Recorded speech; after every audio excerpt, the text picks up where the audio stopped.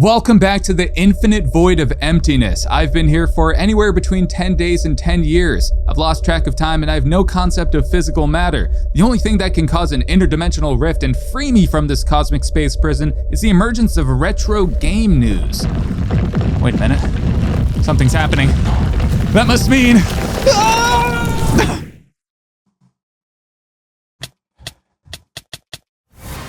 Okay. It appears that a video of the Miyoo Mini Flip has surfaced online. That's right, the upcoming mini clamshell from Miyoo was showcased in a video over on NITTRX's channel. The video showcases a couple different systems being played on the Miyoo Mini Flip, including Game Boy Advance, Arcade, PS1, and Nintendo DS. So it appears that this is just a Miyoo Mini V4 handheld, but in a clamshell form factor, with the same internals and possibly the same screen too. But with that same chipset, you're gonna get the exact same performance as the Miyoo Mini V4. And we can really see this in the DS section, where the person playing Castlevania Dawn of Sorrow probably has frame skip enabled, because it looks a little choppier than the other games. And one more thing to mention about the video is that they're running Onion OS, which is a big part of what made the Miyoo Mini V4 so popular. Onion OS is a fantastic custom firmware that's kind of reached legendary status amongst the handheld community. It has a ton of features and quality of life improvements. Now, while it is running on the Miyoo Mini V4 Flip version 2, it's not an official build by the Onion OS team. This is just the exact same Onion OS build from the Miyoo Mini V4 running on the new clamshell. So it probably doesn't have the clamshell sleep feature. It doesn't have any other custom features for this new handheld. It's just the same stuff from here put onto there. Apparently Miyoo hasn't sent any engineering samples or anything from this handheld to the Onion OS team, which is kind of an L in my book. In general, it feels like Miyoo just has a complete disregard for the entire handheld community and customers in general. They don't send out review units to reviewers, and they don't send out engineering samples to developers. So they're kind of just on an island. And don't even get me started on how they handled the Miyoo Flip hinge situation. That video was out of pocket. Speaking of hinge, if you look real closely, you can see that the Miyoo Mini Flip hinge is the exact same one as the original Miyoo Flip. So it's probably gonna have the exact same hinge problems as its older brother. Now, on top of this, some other photos have surfaced of the handheld, showcasing that it has a single micro SD card slot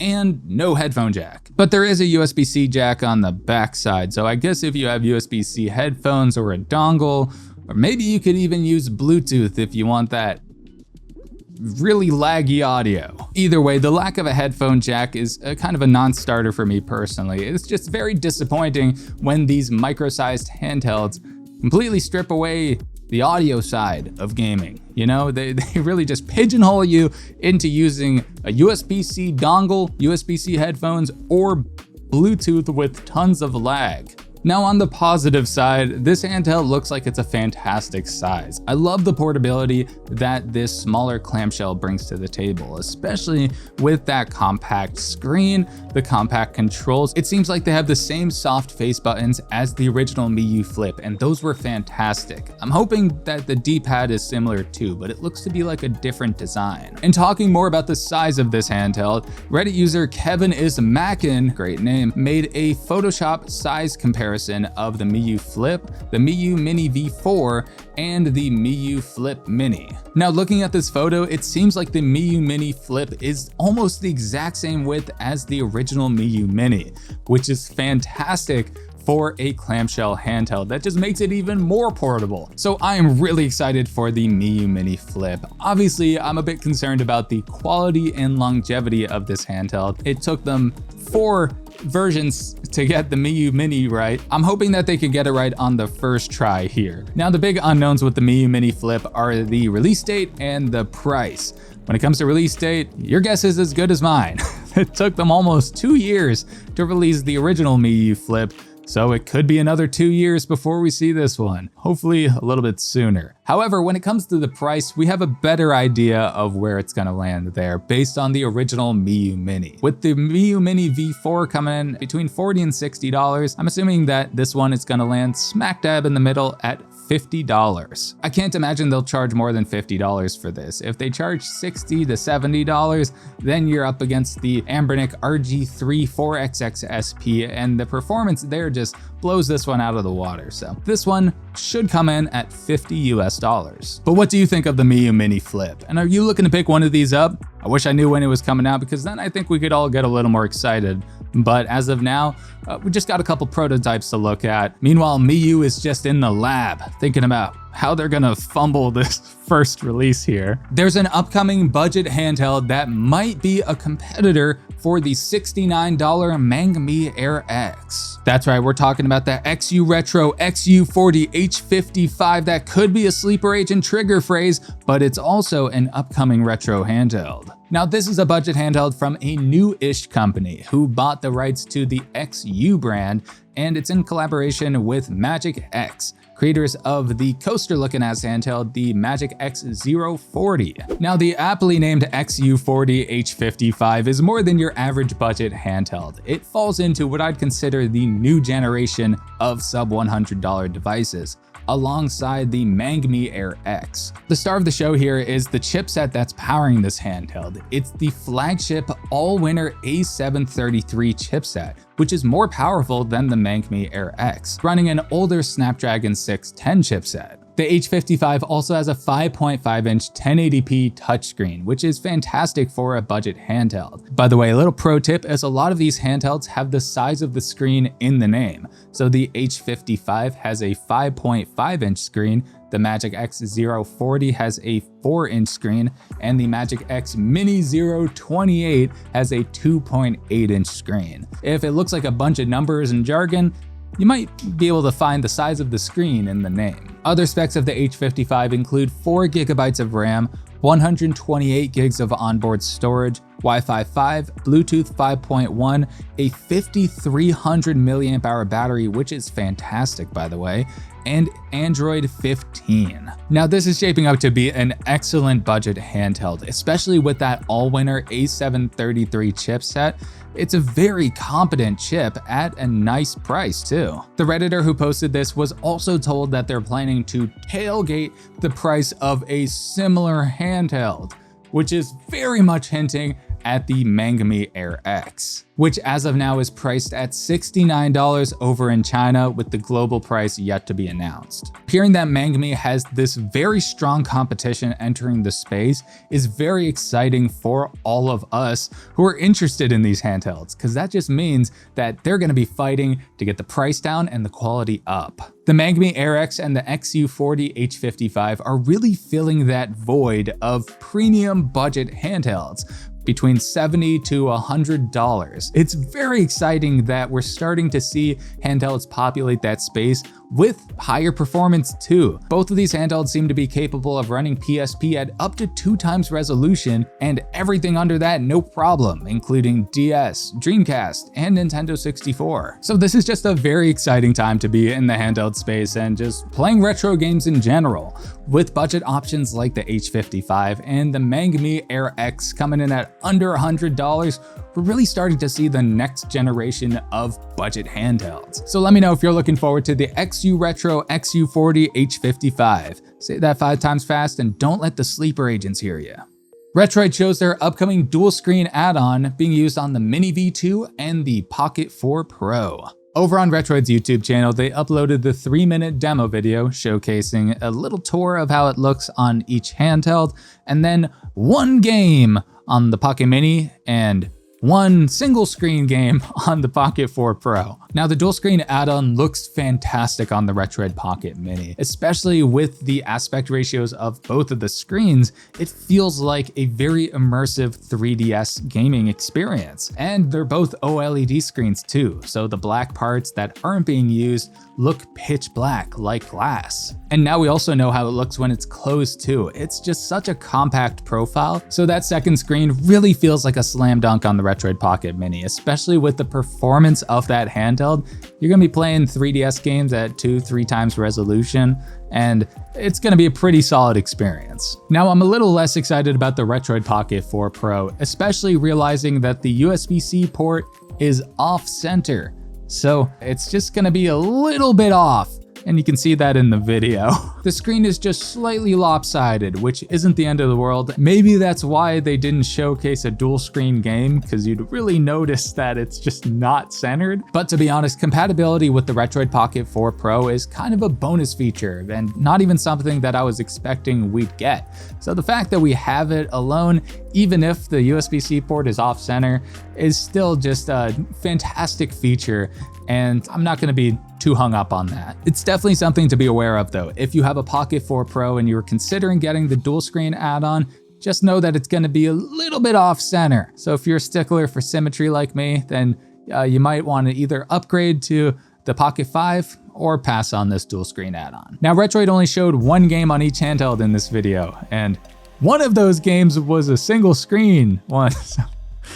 What's up with that? Hopefully they upload another video with the Pocket Mini. I'd love to see some DS gameplay that's maybe not stretched to oblivion. Anyways, are you excited for the Retroid dual screen add-on? And does this 2-game video showcase really get your juices flowing? Let me know in the comments below. And if you want to pick one up, they're going for $64 after the discount code, and they start shipping on August 5th. And in other Retroid news, they've started selling the D1100 model of the Pocket Flip 2. That's right, the non-awaited variant of the beloved clamshell is now available for $200 US.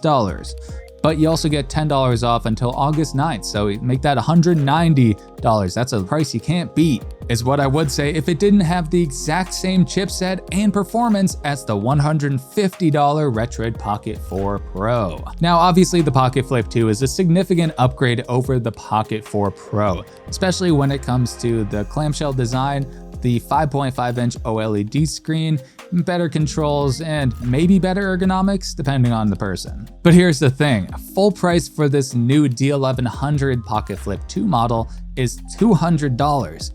For an extra $30, you can upgrade to the Snapdragon 865, which is better in every single way. Looking at the spec sheet, you'd think that the D1100 model is maybe better in some ways. It's got higher CPU numbers, right? However, Snapdragon has significantly better compatibility across the board. We can use custom drivers for much higher emulation performance, and emulators are just tuned better to Snapdragon chipsets, especially with its Adreno 650 GPU. We're able to run upscaled GameCube, PS2, 3DS, some Switch games, and even Fallout New Vegas. The D1100 model just can't keep up when it comes to practical emulation performance, especially if you're trying to run games at the full 1080p that this display can handle.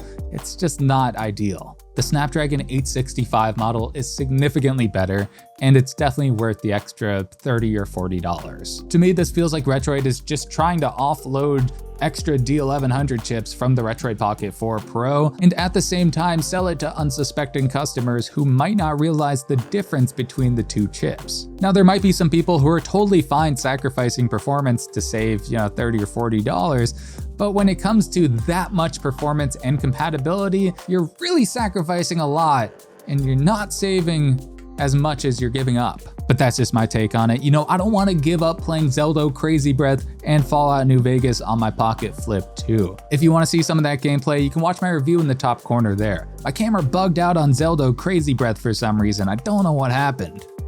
The Ayaneo Pocket 1S, DS, and KB are now available for pre-order. You guessed it, it's another Indiegogo page, and they've absolutely smashed their flexible funding goal of $6,624. They're up to a whopping $228,000 of funding from 171 backers. So I think you can see where we're going with the pricing here. The Flip 1S dual screen is clocking in at $800 early bird pricing, and that's a 20% discount. So we got a $1,000 full price baddie. Meanwhile, the keyboard version is much more affordable and really a better entry point, coming in at $780. And that one has 0 out of 100 claims, so it's kind of the last kid to be picked on the dodgeball team. Now, I'm ribbing on Ayaneo a little bit for this pricing, but they make themselves an easy target when they're only doing flexible funding goals and charging a lot for their devices. However, the specs on this handheld are pretty great. It starts with an AMD Ryzen 7 8840U, 16 gigs of RAM, 1 terabyte of internal storage, a 7-inch 144Hz OLED screen and a 4.5-inch 3:2 aspect ratio lower screen. And that's the dual screen version. The keyboard model has all the same specs, but with the keyboard instead of the lower screen. The 8840U chipset is the same one from the Ayaneo Pocket 1S and the 2024 GPD Win 4 Mini. So it's pretty dang good. It completely dunks on the Steam Deck, but obviously it's significantly more expensive, so you're paying a premium for that performance and for all the other luxuries that Ayaneo brings to the table. As you'd expect, coming in around $800 for the early bird pricing, build quality seems very premium. It has a CNC metal shell and hinge and a lot of controls going on. There's just buttons everywhere and a giant screen. Now, one thing I'm noticing, and it's very apparent on the yellow model, is how small the analog sticks are. They're really just tiny little fellas, slotted on in there. It might be helpful for range of motion and having more nuance to your controls, but dang, those look tiny. Outside of that, the rest of the controls seem pretty great. There's a lot of functionality on here. There's 3 shoulder buttons and triggers and all of that stuff. And they also have micro switch buttons. But there's always a catch when it comes to Ayaneo, and it's usually on the software side. Their software is always a buggy mess, and it's bloated, and they just do too much, and it's very annoying. They just have annoying software. I'm hoping that they've ironed out their software a little bit, and maybe this will be a smoother launch than their previous handhelds. But if their history is any indicator of what we're gonna get here, then it might be a bit of a rocky start. I'd imagine that the dual screen functionality might not be as frictionless as we'd like it to be, but again, who can say? I think we'll have to wait until some review units get into reviewers' hands, and then we'll get a better idea of the overall experience of the Flip 1S, DS, and KB. And maybe then we can truly experience the dual screen elegance unfolding extraordinary brilliance. Let me know if you're looking to unfold extraordinary brilliance and pick up an Ayaneo Flip 1S, DS, or KB. Photos of the Trimui Brick Hammer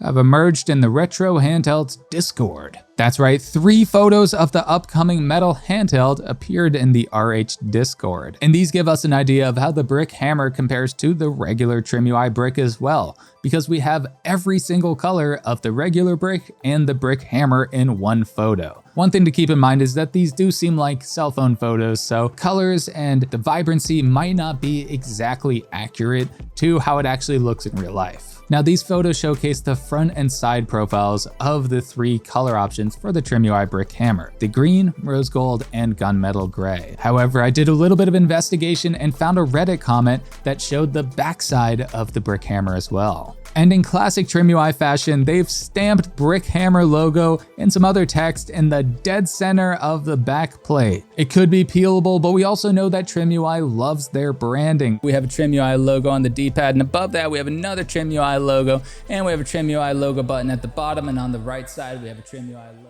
And one more thing to note about this back shot is that it also has a little cutout that could help improve the Wi-Fi signal, given that this is now a metal body. So are you bricked up for the Brick Hammer? Please don't let me know in the comments below. I don't need that much information. But if you're looking to pick one up, there'll be a link in the description so you can grab one there. Over in emulation news, a HUGE Winlator update is now available. That's right, Bruno is back, and he's back with a vengeance, bringing a ton of substantial features to the latest version of Winlator. Some of the features in the Winlator 10.1 update include MIDI input and output, new controller supports, virtual CD-ROM drive, basic support for ISO, bin, and Q images, picture-in-picture, and tons more, including sneakily better Mali GPU support as well. Bruno even added in a built-in piano feature to showcase the new MIDI support. Now, it seems like this 10.1 update has been causing problems for some turnip drivers, so Bruno is working on a hotfix, and we'll be releasing that pretty soon. I tried out the latest update on my RG slide, and I tried to get Fallout 3 running, but it was a flickering mess. So I couldn't quite figure that one out, but I'm gonna keep messing with it. think that we can maybe get Fallout running at like 30 FPS. But if you're looking to try out Winlator 10.1, you can pick up the latest version over on the Winlator GitHub page. A web-based version of CHDMAN is now live, so you can compress your disk-based ROMs on desktop and Android as well. CHDMAN is a tool for compressing disk-based ROMs, like those bin and Q or ISO files, and it converts them into CHD files. I showcased how to use the desktop version of this app in a ROM compression tutorial video. You can check that out in the top corner there. But now we have a web-based version of it, so we can do it right on Android too, which is very cool. The developers also added optional lossy audio support, which shrinks the CD-based games even more if you're tight on storage. This can sometimes cut your ROM size in half, so it can really help you save on storage. However, it is irreversible, so if you're worried about preservation, then I would suggest doing lossless audio, which doesn't compress the audio. This web-based CHDMAN app is very useful, and it walks you right through the steps of how to compress your ROM. So this could be very convenient if you're just trying to compress a couple disks, especially doing it right on your Android device too. It's very convenient. So if you're looking to compress some ROMs and shrink down that ROM library, check out my ROM compression tutorial, and also check out CHDMAN.com. Meanwhile, RetroAchievements are now supported on Playback. Now, what exactly is Playback? Well, it's an app that lets you play and manage your cartridges using the GB operator. But what is the GB operator? It's a cartridge reader and dumper for Game Boy, Game Boy Color, and Game Boy Advance games for your computer. The GB operator also lets you write homebrew to blank cartridges, so you can play your homebrew on original hardware. And it also has a counterfeit cartridge detection, which detects most bootleg cartridges, a feature that I'm very interested in. But back to the actual story here, Playback now supports hardcore retro achievements. So you can plug in your cartridge and then play your game on your computer using Playback, earn those retro achievements, and then unplug the cartridge and continue your progress on the go. Unfortunately, you don't earn retro achievements when you're playing on your original device, and when you plug it back in, you won't retroactively earn retro achievements. It's only while you're playing it on your computer. So it's kind of in this weird middle ground where you can only earn hardcore retro achievements while it's plugged into your computer, but you can continue progress and not earn retro achievements on the go.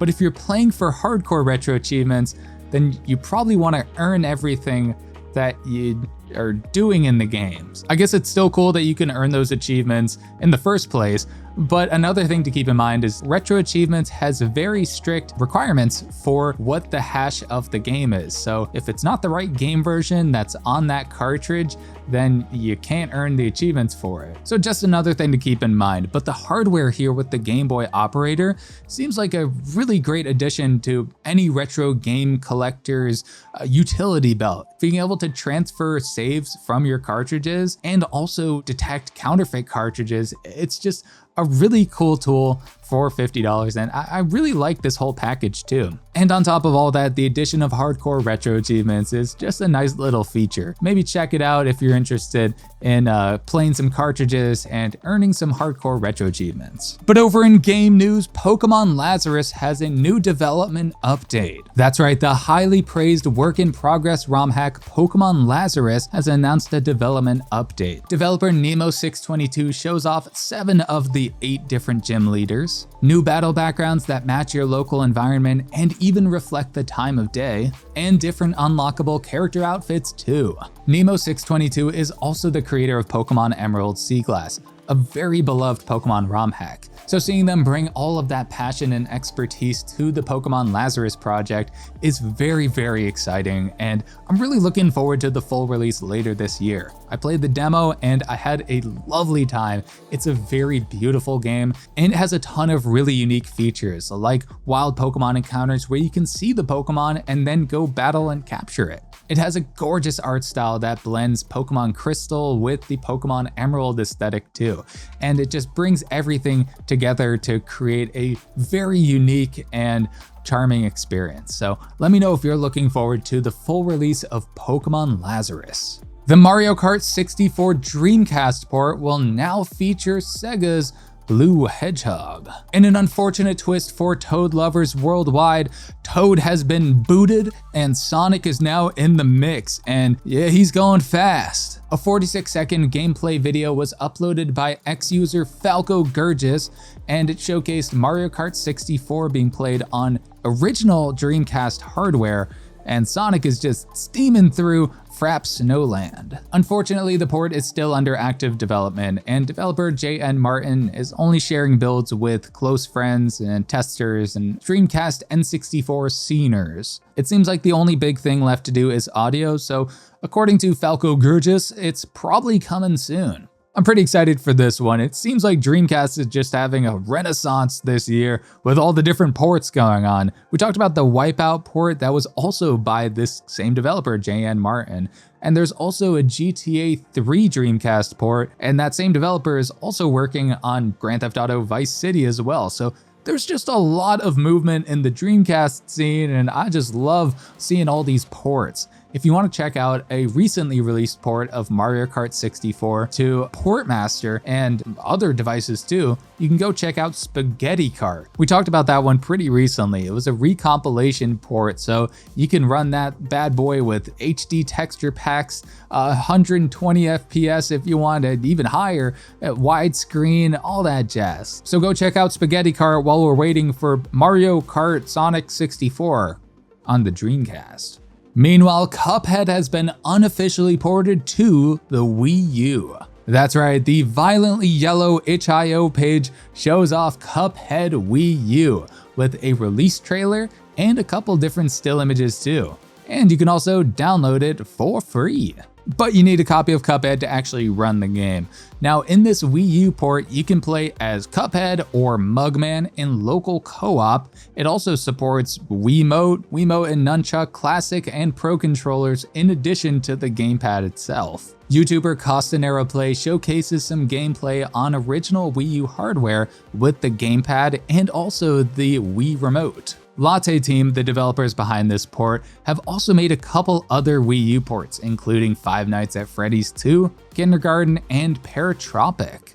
And this Cuphead Wii U port is another incredible achievement by Latte team, so I'm really impressed with their resume and just seeing the work that they put into this Cuphead port. It runs at a very, very good frame rate. It seems like all the content is there. There's still some bugs to be squashed, but it's in a very playable state, so you can go pick this one up over on their itch.io page. And in other news, the RG Slide has PS1 buttons courtesy of XURetro mods. I saw these pop up on Reddit the other day and they look absolutely gorgeous. XURetro mods is really just putting the entire modding scene on their back and they just never miss with these upgrades. They also released Odin 2 Mini and Retroid Pocket Mini PlayStation buttons as well. It's very peculiar that the buttons fit perfectly on both a Retroid and Ein device. Listen, I'm not saying that Bruce Wayne is Batman, but they are strikingly similar.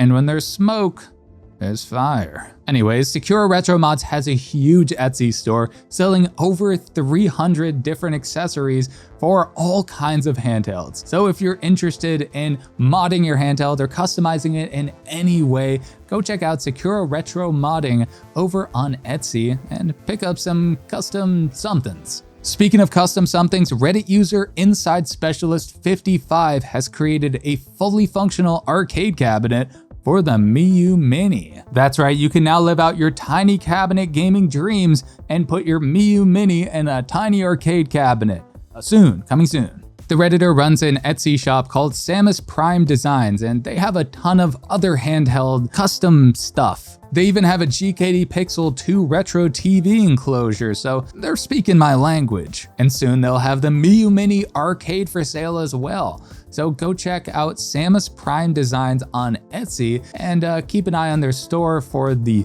Miyoo Mini arcade. And continuing on last week's story of the Calculator Gamer running Pokemon Crystal on a TI-84 calculator, we have Graph89, a TI graphing calculator emulator. That's right, if you're jealous of everyone playing Doom and Breakout and Pokemon Crystal on their TI-84 calculators, you too can now play calculator games on your Android device, so you'll never miss out on calculator gaming ever again. And you can also use it as a regular graphing calculator if you're an ARC. But I'm gonna be in the back of the classroom playing some Pokemon Crystal on my TI-84 Plus emulator on my phone. You're not an ARC, right? But you know what you probably can't play on your TI graphing calculator emulator is our game of the week. What's this week gonna be? I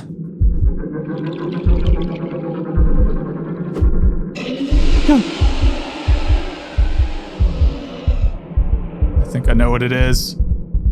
It's Subnautica! That's right, the underwater survival thriller Subnautica is our game of the week, but more specifically, the brand new mobile version of this game. Subnautica is an underwater survival game with elements of crafting, exploration, and even horror too. It can get pretty spooky in those deep waters where you can't see much. And the mobile version of this game is fantastic. Developer Unknown Worlds did an amazing job porting this over to mobile platforms. It runs significantly better than the Switch version did, and it also scales well depending on what hardware you're running it on. It's very configurable, and you can even run it in super widescreen or 4:3. So I was playing it on my RG Slide here, and it plays very well. And best of all, Subnautica Mobile is coming in at $9. That's an amazing deal. You get the entire Subnautica game for just $9, and you can play it anywhere. And once you buy it on one device, you can play it on any device. It's just a really good deal, a really good game, and a great way to experience Subnautica. Just make sure to wear headphones for total immersion. But that's it for this episode of the Retro Game News. If you liked the video, go ahead and like the video. And while you're down there, let me know what you thought of all the different handhelds we talked about today, especially the Miyoo Mini Flip coming out maybe this decade. But don't forget to karate chop that subscribe button for more weekly retro game news, reviews, and tutorials too. I'm Montotech, this is my cat Pichu, and we'll see you in the next one. Later.